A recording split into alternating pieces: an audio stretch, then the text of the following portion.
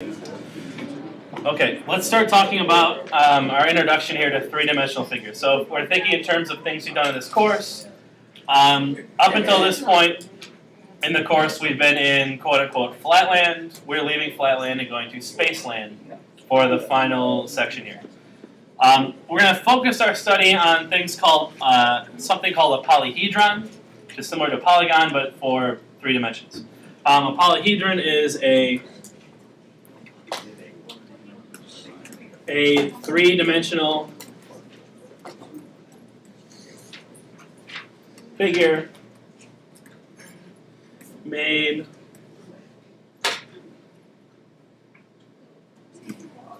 of polygons. Would be a good enough definition for us. A 3-dimensional figure made out of polygons. Does anyone have an idea what a regular polyhedron is going to be? Joel? All of the polygons that make up it are the same. And by same you mean? Are like the same figure. It's regular, congruent, whatever one. All regular.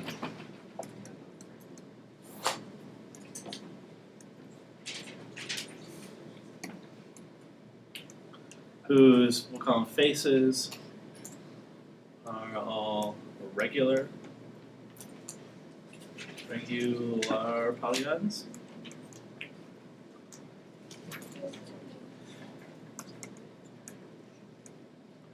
We'll say the same. We don't want to.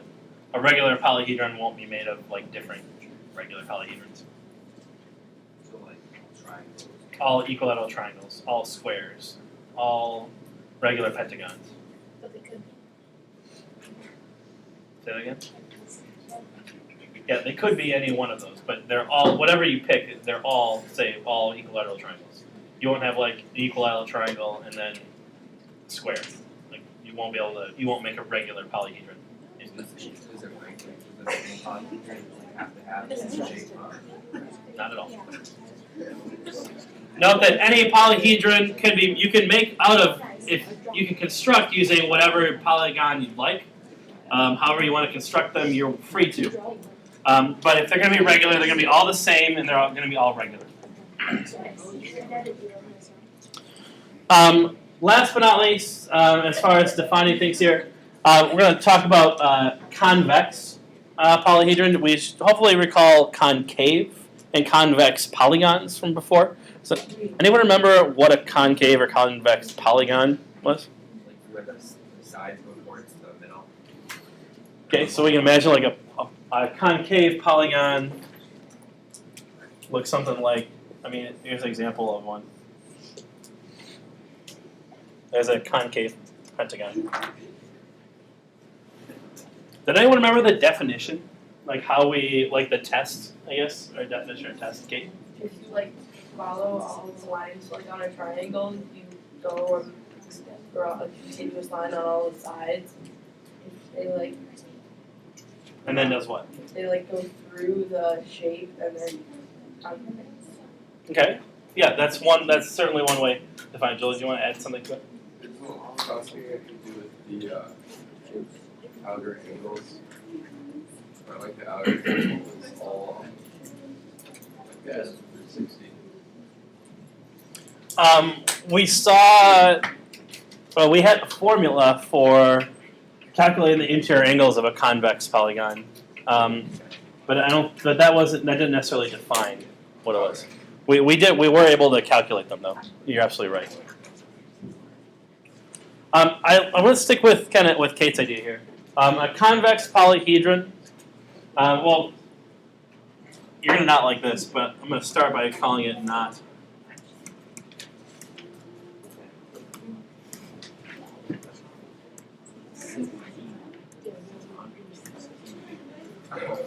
I'm going to start by defining it as just not concave. So concave, if you recall, a polygon, this concave is, if we want to think of just how it's shaped, is caved in on itself. It's kind of bent in. A more technical definition might be, this is not rigorous by any sense of the imagination, but maybe a more kind of a quote-unquote a better definition for convex might be you are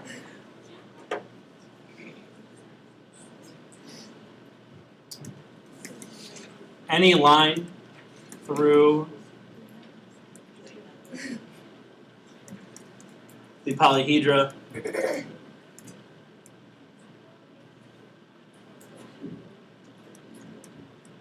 only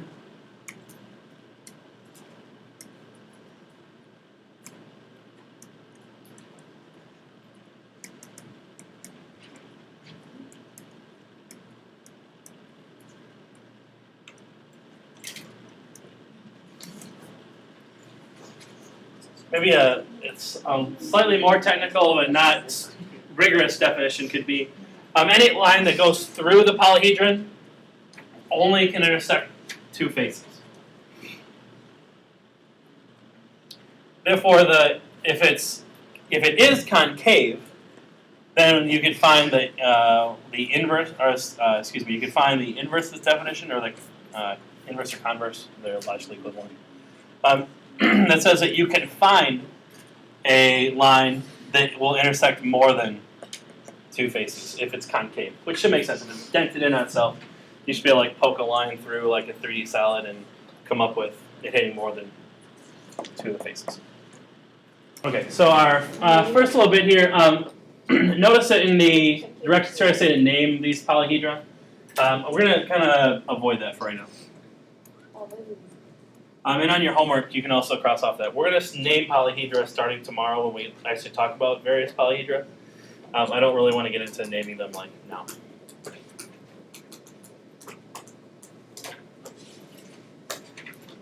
But we do want to try to come up with a relationship here, or at least think about faces, vertices, and edges of a polyhedra. So first of all, is this first guy a polyhedra? Yeah. Yeah, it's made up of all polygons. In fact, it looks like it's made of 2 parallelograms and then 1, 2, 3, 4 rectangles. So we're going to try to find these 3 quantities. The first is the number of faces, which I'm going to abbreviate with capital F. Faces being like sides of our polyhedron. We're going to avoid using sides because sides refers like can be ambiguous. A face is the actual polygon. So how many faces does this polyhedron have? 1, 2, 3, 4, 5, 6. We're going to look at the vertices. I'll abbreviate it with a capital V. Vertices being the points where the edges and the faces kind of meet. So in this case, there's 1, 2, 3, 4, 5, 6, 7, 8 vertices. Edges, kind of same game here. I'm going to abbreviate with the letter E. And how many edges are there? 1, 2, 3, 4, 5, 6, 7, 8, 9, 10, 11, 12.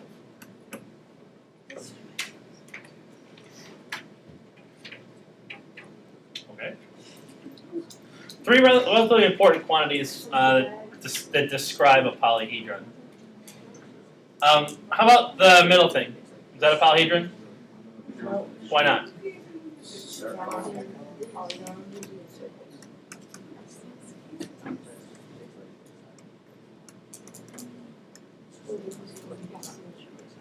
It's not made up of polygons. It does seem to be made up of 2 hemispheres and a cylinder, but none of those are made of polygons. So. The final one, is that last one a polygon? Yeah. And in fact, it's pretty much the same as this guy. It is. Only thing not tilted.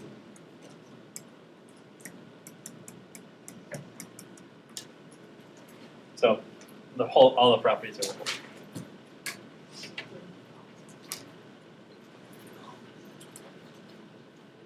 Okay, I want to take a couple minutes here to talk about probably the top 3 most important mathematicians of all time.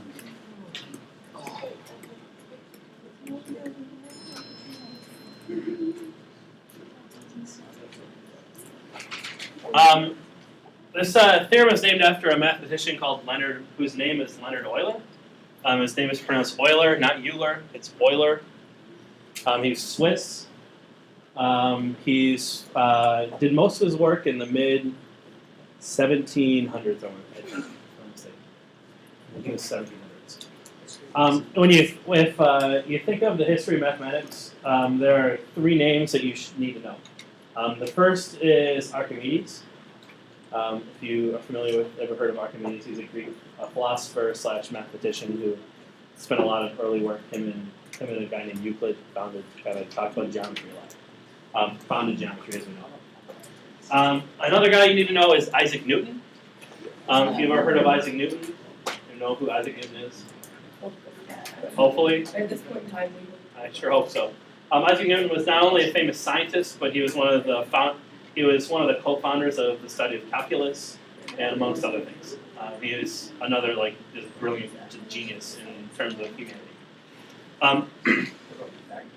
The third individual mathematician that is one of the greatest of all times was a guy named Leonard Euler.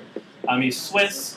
He did most of the work in the 1700s, and he was one of the most prolific guys. He did everything. He founded this theorem. He found this theorem itself for polyhedra. It does some kind of nice relations. He has a number named after him. Is that important? The number is you might not like this, but it's the number E. E is approximately right on the board here. It's like pi. It's irrational. But it's also a constant of nature that pops up unexpectedly everywhere in science and mathematics. And he was kind of one of the first people that kind of discovered this number and talked about it kind of intelligently. Kind of really I want to go. But if you're curious at all as to kind of history of math, Leonard Euler is one of the biggest guys that you'll ever come across. His theorem for polyhedra is the following. Oh, and I also want to note, this is kind of the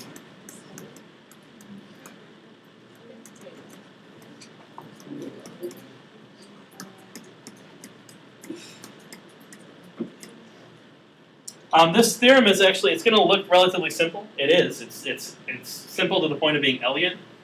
And it's actually the foundation of an entire branch of mathematics called topology.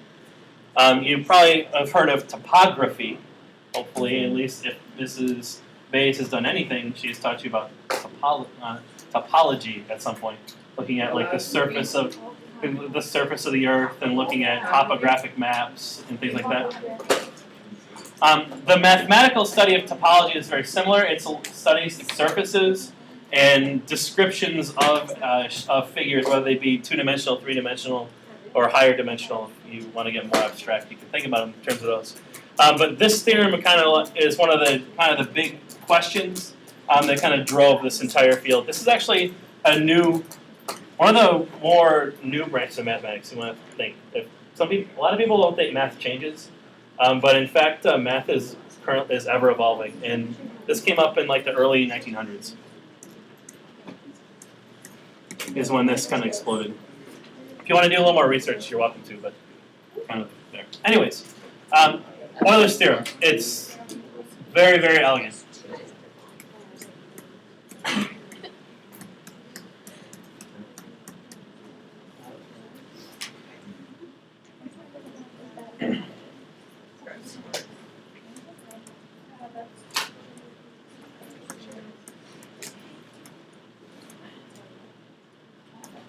For any polyhedron, this relationship is true. Write this down. For any polyhedron, this is true. If you take the number of faces and add it to the number of vertices, that's equivalent to finding the number of edges and adding 2. It's kind of amazing that any three-dimensional figure should have this nice kind of simple relationship, but it's Euler discovered it and kind of formalized it And this branch of mathematics topology actually generalizes this for non-polyhedra and kind of talks about kind of how you can describe their shape and describe the differences between two things. And it's kind of a crazy abstract field of study. There doesn't have to be a regular polyhedron, any polyhedron? Any and every polyhedra. If it's a polyhedra, this folds. And in fact, if you look above our little, I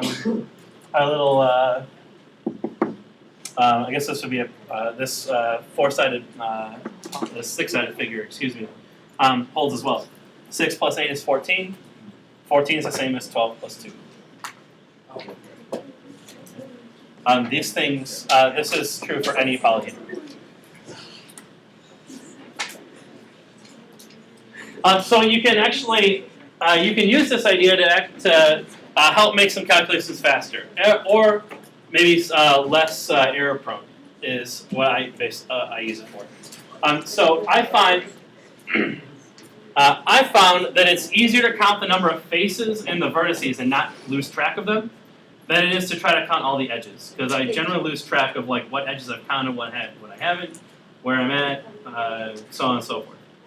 You can use a formula to actually calculate the edges, which is always going to be bigger than the vertices and faces, kind of maybe more efficiently. So for example, on this little wedge of cheese, if I want to calculate the number of edges, you could try to count them directly. You can. This is not terribly hard to do. You could count all the edges that should be on here. An alternate way, you could count the faces, because I know I have a top and a bottom, and 1, 2, 3 sides. I can also count the vertices pretty quickly, because there's 1, 2, 3, 4, 5, 6.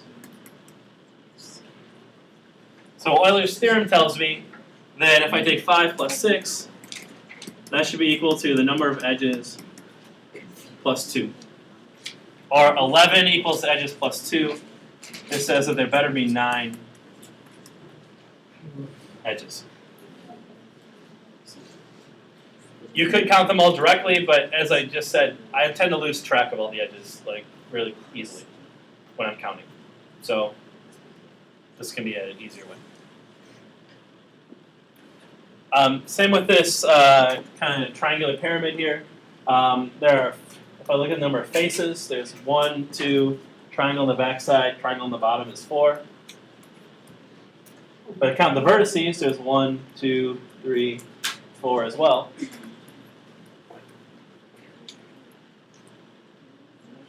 Therefore, there better be 4 plus 4 is 8, minus 2 is 6 edges. You could go through and count them all individually, or taking two quantities that I think are easier to keep track of and then adding and subtracting 2, you get the edges. Okay. Any questions about Euler's theorem?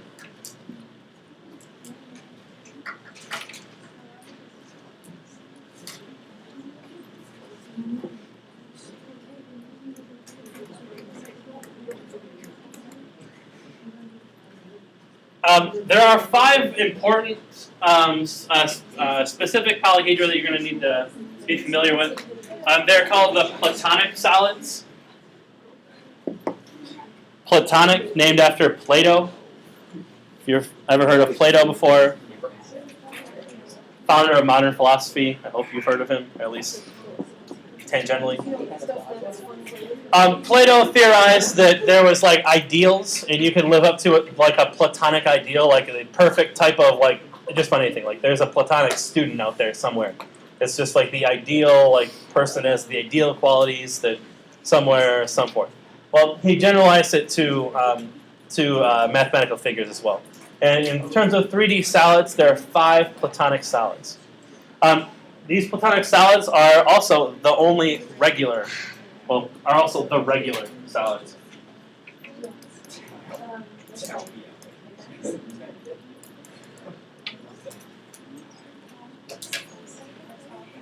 All of these Platonic solids are regular. And there are 5 of them. There's a tetrahedron, which is made up of 4 equilateral triangles. There's a cube, made up of 6 squares. There's an octahedron, made up of 8, octa being 8, 8 equilateral triangles. There's an icosahedron, which is made up of 20 equilateral triangles. And there's a dodecahedron made up of 12 pentagons. Your 5 platonic solids. What makes these special are there, I believe, I might be wrong, but I don't think so. I believe these are the only possible regular polyhedra. I might be wrong in this, but I don't think so. I think these are the only regular polyhedron that are possible. All like the numbers and stuff. Also, like they're all like They all fit. Also note that you can check these, but these all fit Euler's theorem as well. Because they're polyhedral. Like, the top 3 of the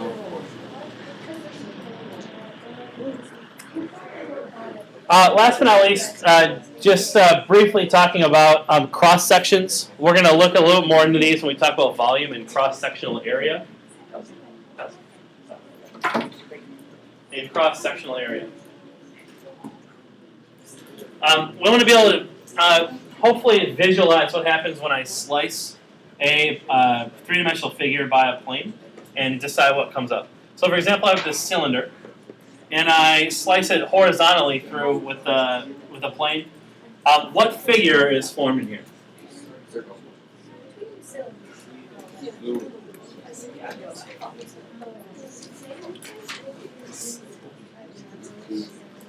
Okay, so if I slice it parallel to the ends in this cylinder, I'm going to end up with a circle. What if I slice it perpendicular to the ends?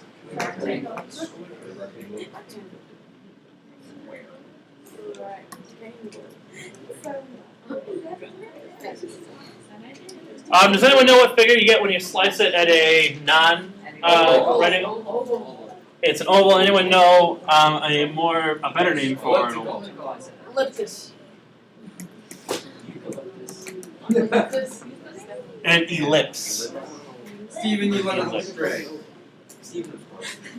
This comes up when you talk about these ideas also come up more when you get into calculus. More so when you get into algebra 2, you'll talk about things called conic sections, and these you'll see a lot.